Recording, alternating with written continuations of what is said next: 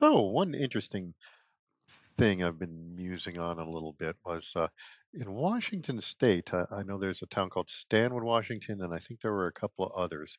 There may have happened in other parts of the state.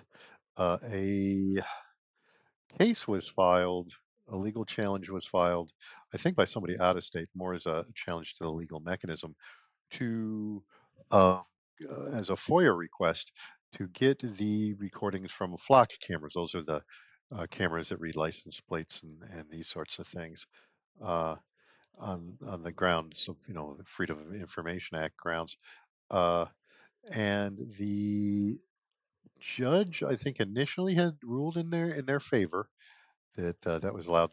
The various law enforcement agencies did not want to give up that, citing privacy for the recorded individuals. Um, and the judge ruled initially, and may still have, we'll get to that, with the plaintiff, the person asking for the tapes. Uh, I think based on that reduced expectation of privacy, and it's a public document, created by the government, so you should have access to it. It's not any sort of, uh, the reduced expectation of privacy. Is it's the thing that's used why, you got free air sniffing, drug dogs, and uh, license plate reading itself, and all these sorts of things. Just public, recording you in a public space. Um, so why would that be private information? Is the is the thing? Well, the judge sided with the plaintiff, and well, I say initially, I don't know if there's been any appeals, but what happened was Stanwood and these places shut down their flock cameras. Um, just because to not have that exposure. And it appears that they've been coming back on, I guess, because it sounds like there was, from what I understand, legislation rushed through exempting um, the flock camera, from, I guess, classifying it somehow, or within state law exempting it from freedom of information, uh, which is concerning. Now, this isn't, I'm coming at this from a jurisprudential, not a political uh, stance. I try to separate my analysis, uh, jurisprudence. It's not what I want it to be.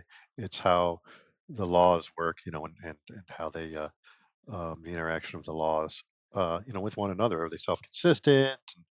Do they follow a legal theory, and these sorts of things? Um,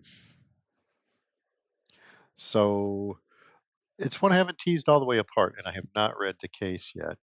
Uh, though being is but it's though it's beyond, it's kind of judicial and gone to legislative. So that's a thing that you know I have some issue with. So judicially, I mean, I'm applying jurisprudence there in terms of the reduced expectation of privacy and these sorts of things, and on what grounds they can exempt themselves from freedom of exempt that data, not themselves, from freedom, of information, and um,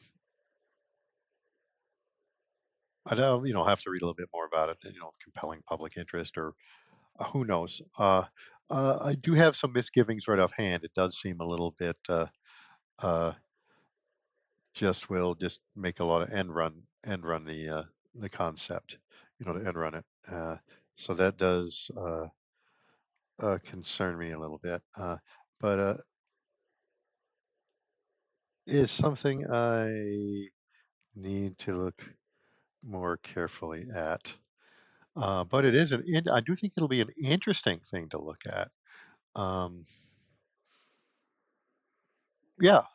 So that's what's on my mind legally. I know times are politically fraught. Again, this is not necessarily political, but jurisprudential. Kind of grew up with that theory hammered into my head. You support the legal case, not what you want to be true. I mean, when one is employed as an advocate, they're providing the best legal argument for that.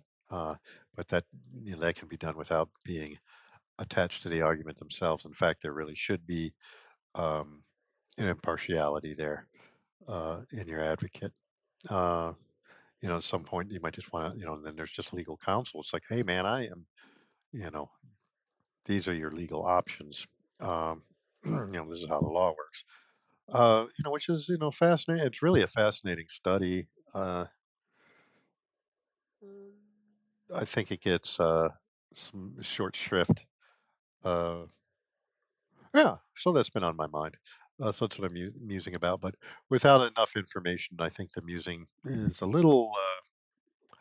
I can't make an analysis until I get some more information on that. I don't personally have access to Westlaw or uh, Lexis right now. Any access I have is, would be through firm time, and that wouldn't be not mine accounts, and that wouldn't be, a proper use of any sort of firm resources. Uh, so I'll just have to look, but this should be all the court case should be easy enough to find and read through. And I haven't read through the law. It just got it. It just turned the cameras back on. But if you got any thoughts on it, I'd be interested to hear about that. Uh, yeah, so I think the problem is I'm just chewing on it in my mind without any um, enough data, enough information on it, uh, enough legal theory on it. But I do have. I mean, initially, when I say misgivings, I'm concerned. I'm not saying I don't think I'm overly attached, but it does seem like it could have some legal. The structure could have some legal problems with it. Uh, and some ramifications. And just is that process appropriate under the law to do? Uh, so, yeah, that's what I think about in the dark of night when I can't sleep. Uh, anyway, just thought I'd mention that. If you got any thoughts on that, or if you've even heard of that case, it'd be interesting to find out. But get on with your day and maybe muse about something a little more substantial and something you have information on to make valid decisions on. All right.